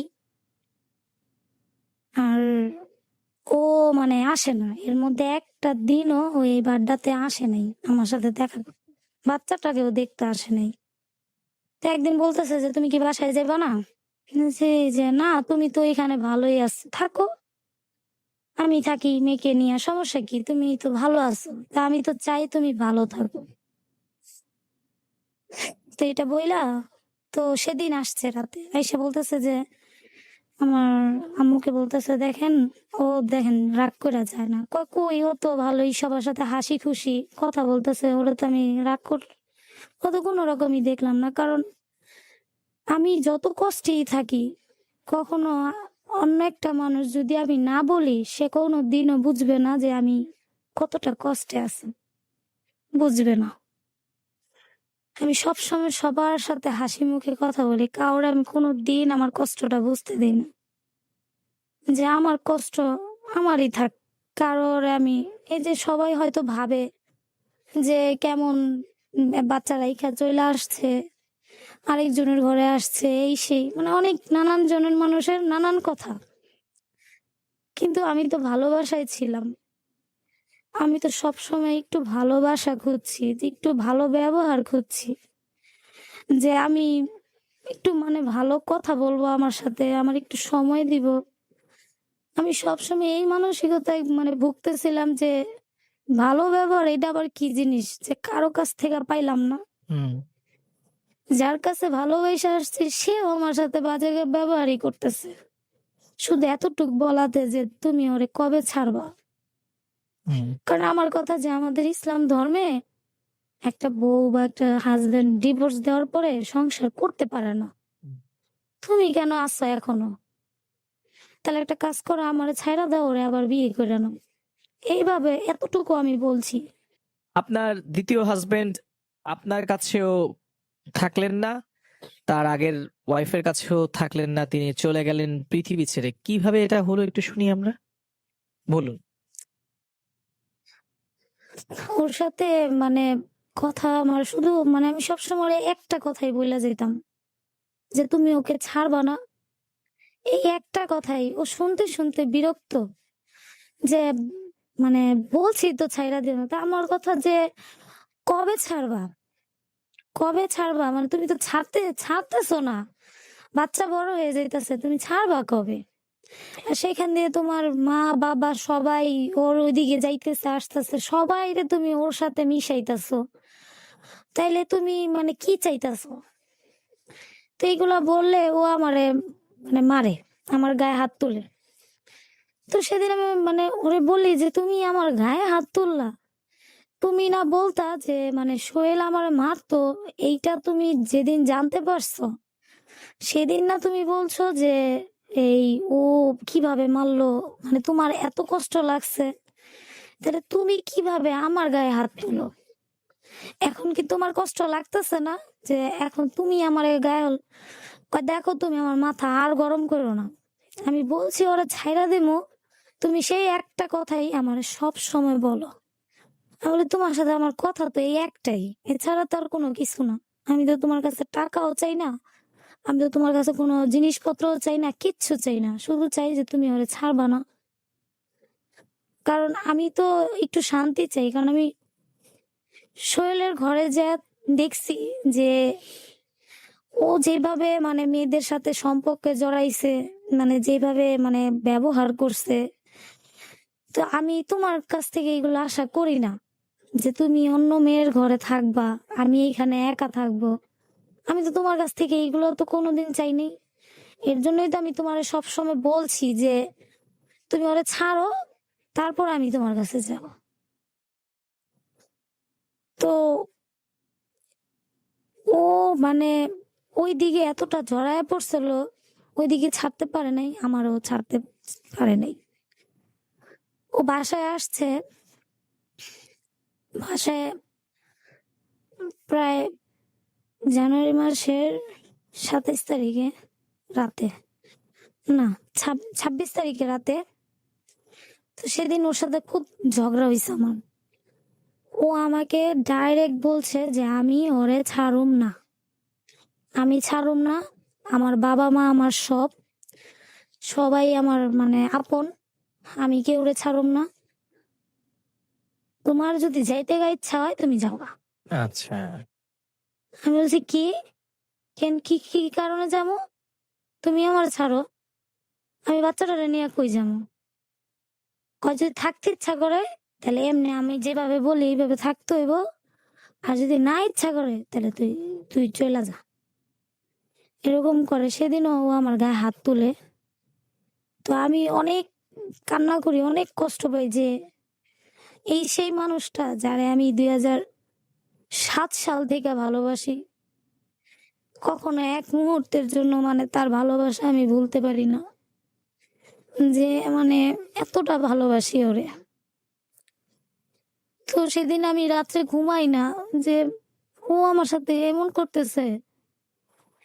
তো বারবার চিন্তা করি যে কিছু একটা করে ফেলবো, চিন্তা করি আবার মেয়েটা, আবার ছেলেটার কথা চিন্তা করি। কারণ আমি তো একটা মা, আমি যত খারাপ হই কিন্তু আমার সন্তানের জন্য তো আমার খারাপ লাগে। তো ও ঘুমায় আছে, সকালে উঠা আমি চলে আসছি। তো সেদিন সারাদিন ওরে ফোন দিছি, ও ধরে নাই। তো ও মানে সেদিন আমার ফোন ধরে নাই। তো আমি থানায় গেছি, বাড্ডা থানায়। হুম। থানায় যেয়ে আমি জিডি করছি যে ও প্রায় কয়েক মাস ধরে আমার কোনো খরচ দিতেছে না, আমার কি লাগতেছে না লাগতেছে কিচ্ছু না, আচ্ছা। আমার সাথে প্রচুর ব্যবহার খারাপ করতেছে। তো ওকে। থানায় যে স্যার উনি বলছে ঠিক আছে নাম্বারটা দেন, আমি ওর সাথে যোগাযোগ করি। আচ্ছা আচ্ছা ঠিক আছে। তো ওরে ফোন দিয়া যোগাযোগ করছে, তো ওরে বলছে থানায় আসতে। তো সেদিন রাতে ও থানায় আসছে, 27 তারিখ কি মাসের? জানুয়ারি। মানে 2019 সালের? হ্যাঁ। ওকে। তো থানায় আসার পরে স্যার ওরে সুন্দর করে বুঝাই দিছে যে এরকমটা কেন করেন। আমি থানায় বলি নাই যে ওর আগে বউ আছে, ওর ওই সম্পর্কে আমি কিচ্ছু বলি নাই, শুধু বলছি যে জাস্ট ও আমার খরচ দিতেছে না, ওরে বলেন যে যাতে আমারে আমার বাচ্চারা নিয়ে আমি যাতে ভালো করে চলতে পারি। আচ্ছা। ও মানে বাসায় না আসুক, কাজের ক্ষেত্রে বাইরে থাকে থাকুক, কিন্তু ও আমার খরচটা দিক, যাতে আমি বাচ্চাকে নিয়ে আমি ভালো করে চলতে পারি। তো এটা বলছি, ও থানায় গেছে, স্যারের সাথে কথা বলছে। স্যার আমাকে পরে ফোন করছে যে না হ্যাঁ বলে দিচ্ছি সমস্যা নেই। আমি কই, স্যার জিটি কি উঠানো যাবে না? কয় হ্যাঁ, কেন উঠানো যাবে না, আইসা জিটি উঠায় ফেলতে পারবেন। আচ্ছা আচ্ছা ঠিক আছে। তো 9টার দিকে ও বাসায় আসছে, ওর ফ্রেন্ড নিয়া, গনি ভাই, আচ্ছা। ওনাকে নিয়ে আসছে বাসায়। 9টা বাজে তখন, থানা থেকে বাসায় আসছে। আইসা খুব রাগারাগি করছে, গালাগালি করছে যে এটার জন্য থানায় যাইতে হয়, কেন গেছি, কত বড় সাহস আমার, এই সে অনেক জিদ করে, রাগারাগি করে। তা আমি শুধু গনি ভাইরে বলি যে দেখছেন ভাই ও কিরকম ব্যবহারটা করতেছে, যে আমি তো বলছি, কারণ ও আমার খরচ দিতেছে না। কয় ভাবি চিন্তা করেন না, দিবে কয়েকদিনের মধ্যে। এই যে জানুয়ারি মাসের 27 তারিখ চলে আসছে, ডিসেম্বর মাস থেকে জানুয়ারি 2 মাস টোটাল কোনো খরচ দিতেছিল না। আচ্ছা। তো পরে ভাই বলতেছে ঠিক আছে 2 দিনের মধ্যে আপনার দেখেন টাকা পয়সা দিব, আমি বইলা নিয়ে দিব, সমস্যা হইব না, আর চিন্তা করেন না। আমাকে দেখছেন এই যে রাগারাগি করে চলে গেল, ও তো বাসায় আসবো না আর। আর আমার ফোনও ধরে নাই, সারাদিনও ফোন ধরে নাই, ওই যে রাগারাগি করে গেছে, তো তার ধরবো না, আসবো না। আপনি চিন্তা করেন না, আসবো। এমনিতে কোনো ভুল কথা হয় না, কিছু না, তারপরও ও একদিন বাসায় আসলে একদিন আসে না। সেদিন তো আমার সাথে ঝগড়াই করছে, তো তো আরো আসার কথা না। আচ্ছা। সেদিন রাতেই 1টার দিকে বাসায় আসছে। ও সবসময় ড্রিঙ্কস করতো, আচ্ছা। সবাইকে নিয়ে ড্রিঙ্কস করতো, বিয়ার টিয়ার খায়া বাসায় তো সব সময়। তো সেদিনও আসছে রাতের 1টায়। এর মধ্যে আমি অনেক ফোন করছি, ধরে নাই। তো বাসায় আসছে, কি জানি ওর জিদ, কি জানি টেনশন। তো বাসায় আসছে পর আমি বলতেছি তোমার যে এত ফোন দিতেছি তুমি ধরো না। কয় দেখিনি। পরে বললাম যে তুমি দেখো নাই, তা তুমি হাত মুখ দিবা না? আইসা কাপড় চোপড় খুলে শর্ট প্যান্ট পরে শুয়ে আছে। হুম। আইসাই শুইয়া বাচ্চাটারে কোলে নিচ্ছে, এই রাতের 1টা বাজে। তো আমি কই তুমি বাইরে থেকে এত রাত্রে আইসা তুমি সাথে সাথে বাচ্চাটারে কোলে নিছো, যাও হাত মুখ ধোগা।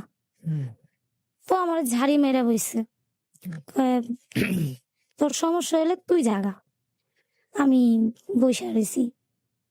তো না আমার না তখন এমনিতেই তো মেজাজ খারাপ, কষ্ট লাগতেছে, আরো ঝাড়ি খেয়ে পরে আমি বলি দাও বাচ্চারা দাও, আমি ওই রুমে যে শুয়ে থাকি।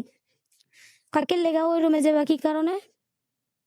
আমি কই কি কারণে, তুমি আসছো, তুমি শুয়ে থাকবা, ঘুমাইবা, তাহলে তুমি ঘুমাও, আমি ওই রুমে চইলা যাই, ওই রুমে যাই মেরে নিয়ে শুয়ে থাকি। তো শোয়ার থেকে লাফ দিয়ে দাঁড়ায় গেছে, দাঁড়ায় বলতেছে কেন যাবে ওই করে, কি মানে তুই করে বলতেছে যে কেন যাবি তুই করে। আমি কই তুমি তো মানে আমার লোক রাগ করতেছো, তো তুমি এই করে ঘুমাও, আমি ওই রুমে যাই মেয়েরে নিয়ে শুয়ে থাকি। তো ও করলো কি, কয় তোর যাওয়া লাগবো না, আমি যাই। এইটা বললো ওই ঘরে যা দরজাটা লাগাই দিছে। আচ্ছা।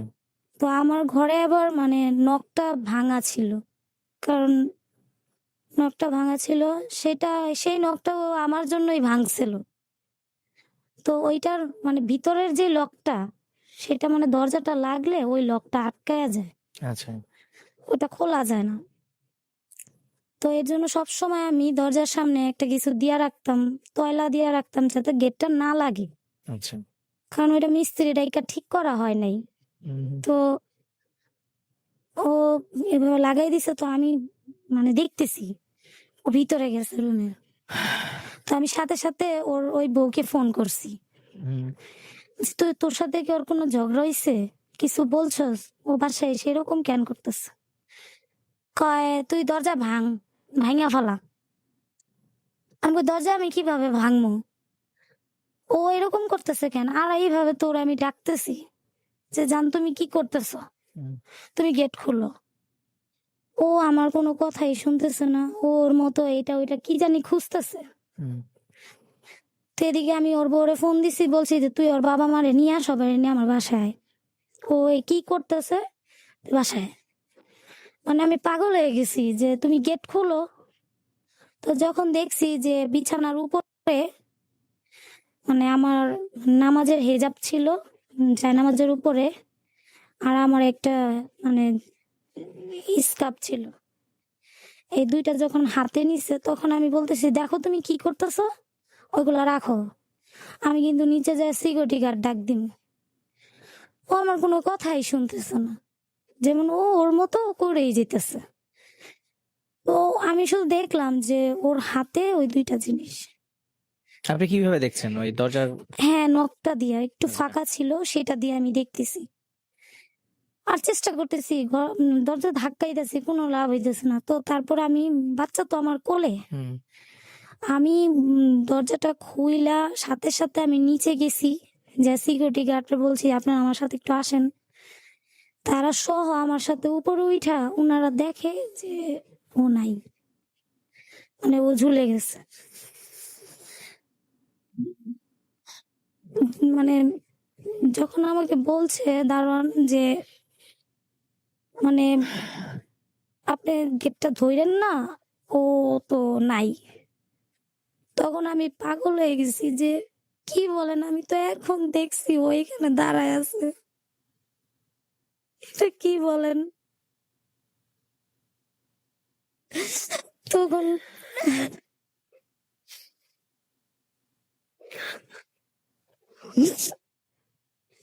যে মাত্র দেখছি মানুষটা দাঁড়ায় আছে, বলতেছে যে ধরেন না, আমরা পুলিশ খবর দেই, পুলিশ আসুক, তারপরে ওকে ধরবো। আমি পাগল হয়ে আবার আমি কি করব, কিভাবে আমি দরজাটা ভাঙবো, কিভাবে, হয়তো ও মানে বাচ্চা আছে, মানে আমি কিভাবে যে কি করছি, মানে দরজা মানে ওই পুতা দিয়া, ওই যে ওই মেয়েটা বলছে যে পুতা দিয়া ভাঙ, মানে ওইটা আমার মাথায় কাজ করছে যে তাহলে পুতাটা নিয়ে দেখি, তো অনেক ভাবে দরজাটা মানে অনেক করে আমি দরজার নখটা ভাঙা ফেলছি। পরে ওরা ধরে দেখি যে না, ও আর নাই, ওর শরীর সমস্ত শরীর ঠান্ডা বরফ হয়ে গেছে। আমার বাচ্চাটা সহ আমি ওরে ধরে রাখছি,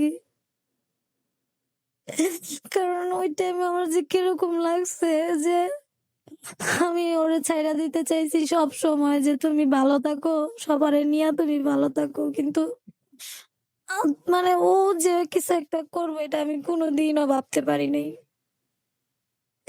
কোনোদিনও না।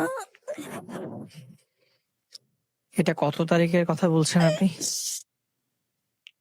এই জানুয়ারি মাসের মানে 27 তারিখে রাতে। এই জানুয়ারি মাসের 27 তারিখ রাতে? হ্যাঁ। তো আপনার এই হাজবেন্ড তার মানে সুইসাইড করলেন তিনি, এবং আপনার তাহলে আপনার বাচ্চাটার বয়স হচ্ছে, আজকে বলছিলেন 16 মাস, মানে 13 মাসের একটা বাচ্চাকে রেখে গেলেন। হ্যাঁ, পরে মানে পুলিশ আসছে।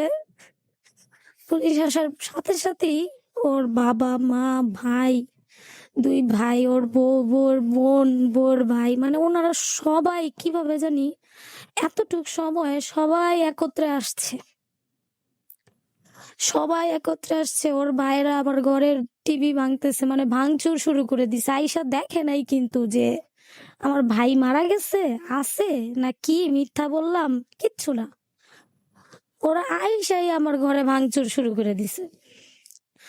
আমি সামনে ছিলাম, মানে পুলিশ আসার পরে তো আমাকে বলছে যে আপনি সাইডে আসেন।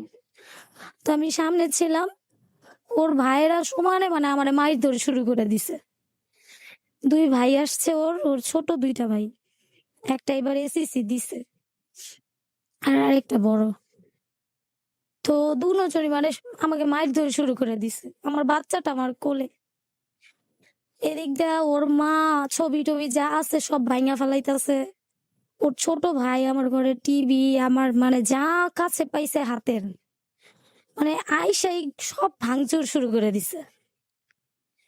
তারপরে মানে পুলিশরা, মানে 4 জন যে পুলিশ, ওনারাও ওদের ধইরা রাখতে পারে না, মানে ওরা পারে না যে আমারে সুদ্ধা ওরা মাইরা ফেলা, যে আমার জন্য ওর ভাই মারা গেছে। তো আমার জন্য ওর ভাই মারা গেছে, ওরা সবাই একত্রে, সবাই ভালো ছিল, সবকিছু ঠিক ছিল, তা আমার জন্য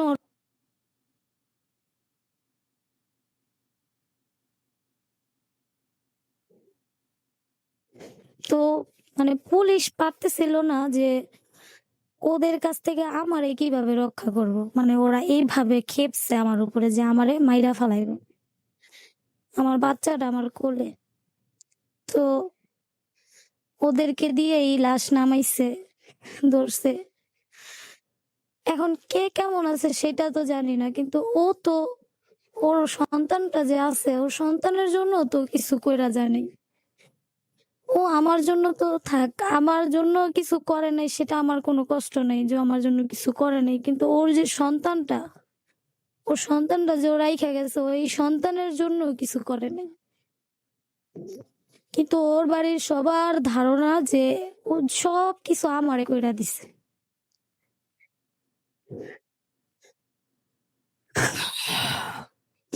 কিন্তু এখন তো বাচ্চাটাকে নিয়ে আমার খুব কষ্ট হইতেছে। আমি নিজে কাজে ঢুকছি যে আমি আমার বাচ্চার জন্য আমি কষ্ট করি, কারণ এখন আর কারো প্রতি কোনো রাগ নেই আমার, কারো প্রতি কোনো কথা নাই।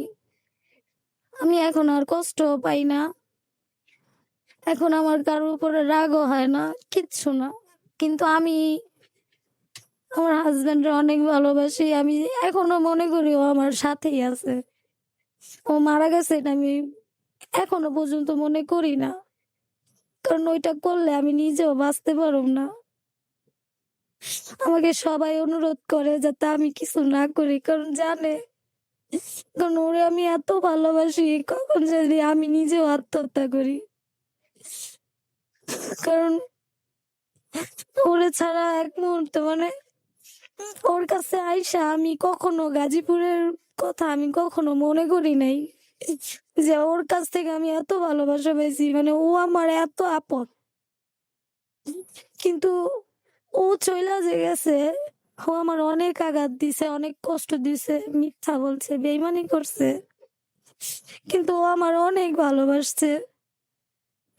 যে ভালোবাসা পৃথিবীর এদিক ওদিক হয়ে গেল হয়তো কেউ কাউরে বাসে না, যে ভালোবাসা ও আমারে বাসে।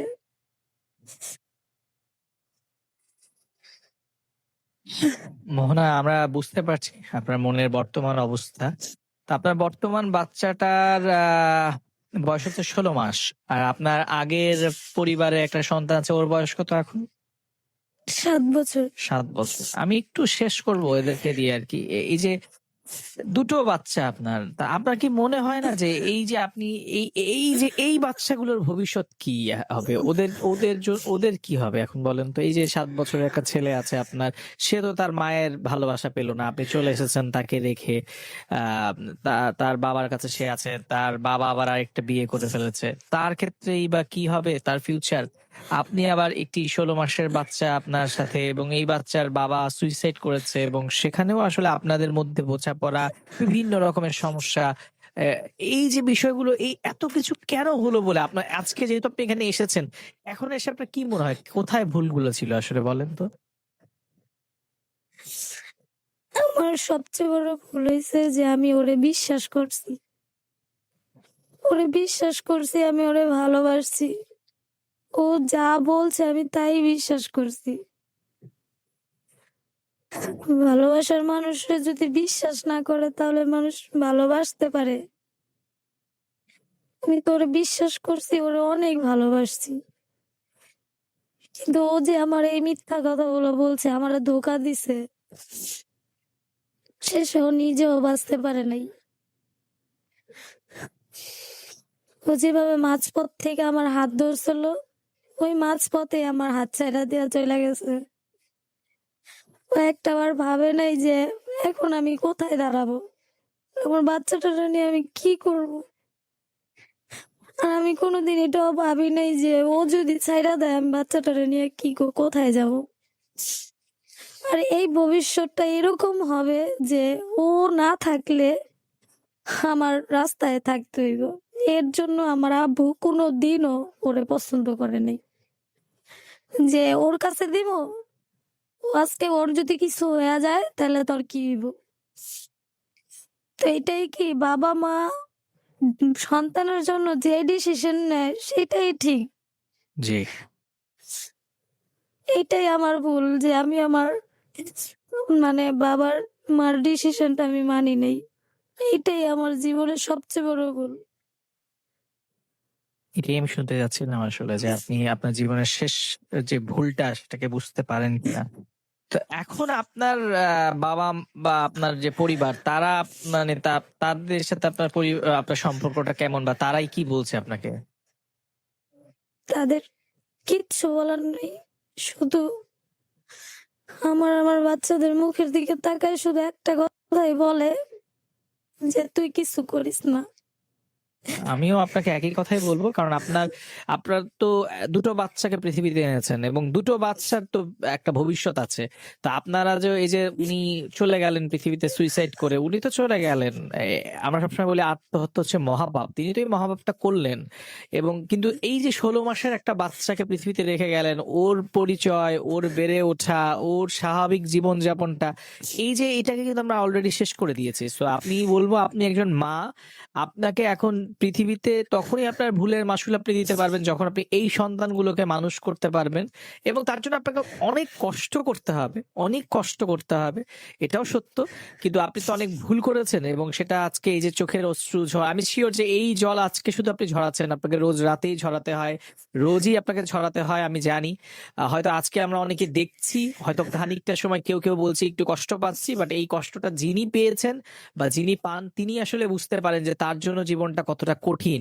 তো আমি আপনার কাছে শুধু এইটুকু বলবো যে আপনি যা হয়ে গেছে সেটা তো হয়ে গেছে, এটা আসলে আর ফিরে কখনোই আসবে না।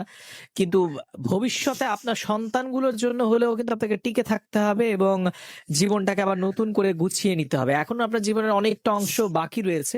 তো সেই সুন্দর জীবনটাকে যদি আপনি আবার গুছিয়ে নেন, হয়তো আপনার যে ছোট্ট সন্তানটা আছে, আপনার যে আরেকটা ছেলে আছে, এরা অ্যাটলিস্ট পৃথিবীতে আহ মানে তাদের যতটুকু নষ্ট হয়েছে, বাকিটুকু এখনো আপনার হাতে আছে। আপনি যদি চান, আপনি আপনার সন্তানের জীবনটাকে গড়ে নিতে পারেন। হয়তো তার জন্য আপনাকে কষ্ট করতে হবে, কিন্তু আপনি যদি হাল ছেড়ে দেন, আপনি যদি তার বাবার মতো ভুল ডিসিশন নেন, আপনি যদি ভেঙে পড়েন, তাহলে কিন্তু এই যে একটা বড় রকমের ভুল, এই ভুলের মাসুল কিন্তু আপনার বাচ্চাদেরকে দিতে হবে। এটা কি আপনি বলছেন? অনেকবার মানে নিজে চিন্তা করছি যে ও এইভাবে আমাকে রাইখা চলে গেছে, আমিও চলে যাই। হয়তো হয়তো ওর হাতটা ধরতে পারবো, তখন কোনো বাধা থাকবো না। কিন্তু যখন মেয়েটার মুখের দিকে তাকাই তখন আমার দুনিয়াটা অন্ধকার। এক্স্যাক্টলি আমি বলবো সেটাই আমার যে আপনি এটা মেয়েটা করবেন ছাড়া না। ওর বাবা তো নাই, ওর কেউ নাই। কারণ ওর দাদা দাদি কখনো তো খবর নেই নাই, এখন তো আরো না।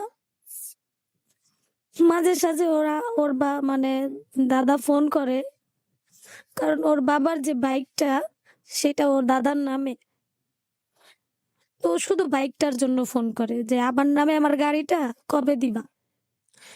ঠিক আছে, আপনার ছেলে আপনার নামে গাড়ি কিনছে, দিয়ে দিব, কিন্তু মানে উনি যে ফোন করে ওনার নাতিটার খবর নেবে, যে ছেলে তো চলেই গেছে, যে ওর তো কেউ নাই, কিন্তু ফোন করে বলে গাড়িটা কবে দিবা।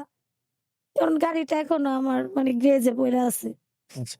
শুধু গাড়িটাই চায়। আর ওর গাড়িটা ছাড়া আমার কাছে ওর কোনো কিচ্ছু নেই, শুধু গাড়িটার জন্য ফোন করে।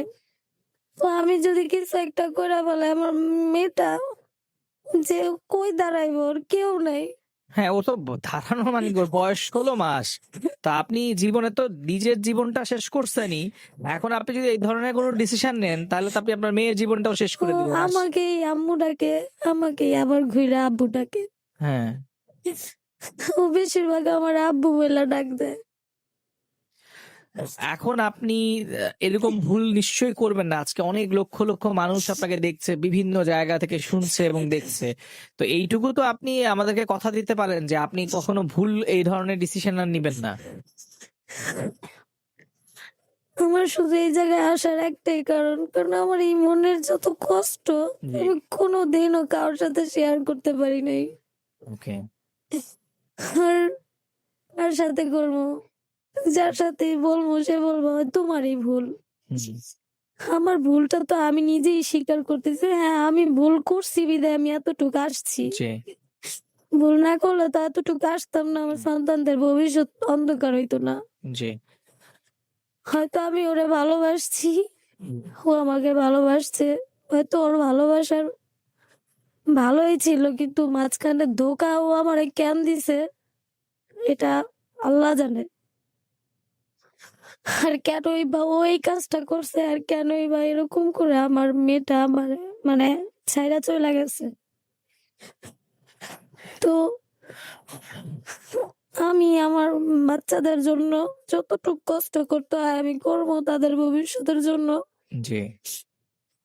যাতে আমার মেয়েটা কখনো বলতে না পারে যে আমার মা আমারে ছাইরা চলে গেছে। ঠিক তাই, আমরা এটাই চাই। আর পৃথিবীতে বহু নারী আছেন যারা ঘুরে দাঁড়িয়েছেন। আমি আশা করবো আমাদের মোহনা ঠিক তেমনই একজন মানুষ হবেন যিনি ঘুরে দাঁড়াবেন এবং বর্তমান যে প্রেক্ষাপটে আমাদের এখানে নারীরা এখন অনেক ভালো করছেন। তো এখানে একা মানে একটা মানুষ চাইলেই আবার নিজেকে গড়ে নিতে পারেন। আপনি এর আগে ভুল করেছেন, সেই ভুল থেকে শিক্ষা নিয়েছেন এবং আমার মনে হয় ভবিষ্যতে আর কখনোই আপনি কোনো ভুল করবেন না। সেটাই হোক আপনার মূল চাওয়া, এবং আপনার সন্তানটা হোক আপনার জীবনে বেঁচে থাকার মূল কারণ। তা আপনি আপনার সন্তানটার জন্য চেষ্টা করেন। এবং আমার মনে হয় যে এখন আমরা এমন একটি সময় পার করছি যেই সময় আসলে নারীরা বিশ্ব জয় করছে, নারীরা বিভিন্ন রকমের কাজ করছে। সো আপনিও নিশ্চয়ই আপনি যে ধরনের হাতের কাজ পারেন আপনি সেই কাজটা শিখেন, সেটা আরো ভালোভাবে করবেন। এবং আপনার পরিবারে যদি কেউ শুনে থাকে আমি তাদেরকে বলবো যে একটু এই সময়টা আপনার পাশে যদি তারা থাকেন, অবশ্যই সবার আগে এখন তাদের এই ছোট্ট বাচ্চাটার কথা চিন্তা করতে হবে, কারণ এই বাচ্চাটার তো কোনো দোষ নাই। সে পৃথিবীতে এসেছে, তাকে পৃথিবীতে আপনারা এনেছেন, সেই বাচ্চাটার জন্য হলেও সবাই যেন আপনার পাশে থাকে। এবং আমি আপনাকে অনুরোধ করব যে তার বাবার মতো ভুল যেন আপনি না করেন। তাহলে হয়তো এই যে আজকের এই এপিসোডটা এত লক্ষ লক্ষ শ্রোতারা বিভিন্ন দেশের থেকে, অনেক বাঙালি ভাই বোনরা আমাদের আজকে ঢাকার আশেপাশে বিভিন্ন গ্রাম থেকে, বাংলাদেশের বিভিন্ন প্রবাসী ভাইরা আমাদের এই এপিসোডটা দেখছেন। তারা হয়তোবা কোনো একদিন আমরা হয়তোবা যে জানবো যে মোহনার সন্তানকে নিয়ে ভালো আছে। গল্পটা কষ্টের যে পার্টটা সেটা শেষ হলো, সুখেরটা শুরু হোক। হয়তো সময় লাগবে, হয়তো তার জন্য স্ট্রাগল করতে হবে, তবে তার জন্য ঘুরে দাঁড়ানোর ইচ্ছেটা দরকার। এবং আমি বিশ্বাস করি যে মোহনা তার বাচ্চাটার জন্য হলেও নিজেকে আবার গুছিয়ে নিবে, এবং আমরা কিন্তু সবাই আপনার পাশে আছি। সো কখনো ভেঙে পড়বেন না, ঘুরে দাঁড়াবেন, এবং অবশ্যই আপনি প্রমাণ করবেন যে না, একজন মা তার সন্তানের জন্য কত বড় ভূমিকা পালন করতে পারে। যেই ভুলগুলো আপনি অতীতে করেছেন, তাহলে তখনই আপনার এই ভুলগুলোর মাসুল দেওয়া হবে যখন আপনি আপনার সন্তানটার জন্য একটি সুন্দর ভবিষ্যৎ নিশ্চিত করতে পারবেন। আর আমরা বিশ্বাস করি যে আপনি অতীতের ভুল থেকে যদি শিক্ষা নিয়ে থাকেন, তাহলে ভবিষ্যতে আর কখনো ভুল করবেন না। এবং আপনার মেয়েটিকে তার বাবা যেভাবে একটি অনাগত ভবিষ্যৎ দিয়ে চলে গেছেন, যে এর কোনো ফিউচার নাই, আসলে ওর কি হবে, উনি তো আত্মহত্যার মতো মহাপাপ করে গেছেন, কিন্তু উনি জানেন না উনি ওনার সন্তানের জন্য কতটা অন্ধকার জীবন রেখে গেছেন। কিন্তু সেই একই ভুল আমাদের আজকের অতিথি মোহনা একজন মা হিসেবে কখনোই করবে না, এটা আমাদের বিশ্বাস। তো যদি কখনো কোনো অবস্থায় আপনার মনে হয় যে আমি এই ধরনের ভুল করব, একবার হলো আমাদের আজকের কথাগুলো ভাববেন, হয়তো আপনি ফিরে আসবেন। আর আমি আপনাকে বলছি যে এখন প্রত্যেকটা নারী ঘুরে দাঁড়িয়েছে, আপনিও ঘুরে দাঁড়াবেন, এবং আপনার সন্তানকে, আপনি যে ভুলগুলো করেছেন, সেও একটা মেয়ে, সে যেন কখনো এই ধরনের ভুল না করে, সেভাবে মানুষ হিসেবে গড়ে তুলবেন। ঠিক আছে বন্ধু? হ্যাঁ, আমার সবার কাছে শুধু একটাই চাওয়া, জি। যে আমাকে 2টা গালি না দিয়া আমার সন্তানটার জন্য যাতে দোয়া করে, সবাই তাই করছে, আমি কিন্তু সেটাই দেখছিলাম, প্রত্যেকটা যাতে মানুষ আমি সেটাই আমার বলছে। বাচ্চাদের নিয়ে ভালো থাকতে পারি। সবাই সেটাই করছে। হয়তো আশেপাশে কিছু মানুষ আপনাকে বিভিন্ন কথা বলতে পারে, সেটা কিন্তু আপনার বিষয় নয়। আর আপনার এখন আপনাকে কে কি বললো সেটা নিয়ে মাথা ব্যথা নয়, আপনার একটা সন্তান আছে, সেটাই হচ্ছে আপনার মাথা ব্যথা। সো পৃথিবীর কত মানুষ কত কথাই বলতে পারে, সেটা আসলে গুরুত্বপূর্ণ নয়, গুরুত্বপূর্ণ আপনি এবং আপনার সন্তান। তো আপনার সন্তানের জন্য আপনাকে বেঁচে থাকতে হবে, টিকে থাকতে হবে। কে কি বললো সেটা দিয়ে আপনার জীবন চলবে না, আপনার জীবন চালাতে হবে আপনার সন্তানের মুখের দিকে তাকিয়ে। আমি বিশ্বাস করি আপনি সেটা পারবেন ইনশাল্লাহ। ভালো থাকবেন, যে ভুলগুলো হয়ে গেছে সেগুলো ভুলে যান, যে চোখের অশ্রু ফেলে গেছেন এটা শেষ হয়ে যাক, অশ্রুর দিনটা শেষ হোক, আপনার জীবনে হাসি ফুটে আসুক আপনার সন্তানকে দিয়ে। নিরাপদে থাকবেন। শুভরাত্রি।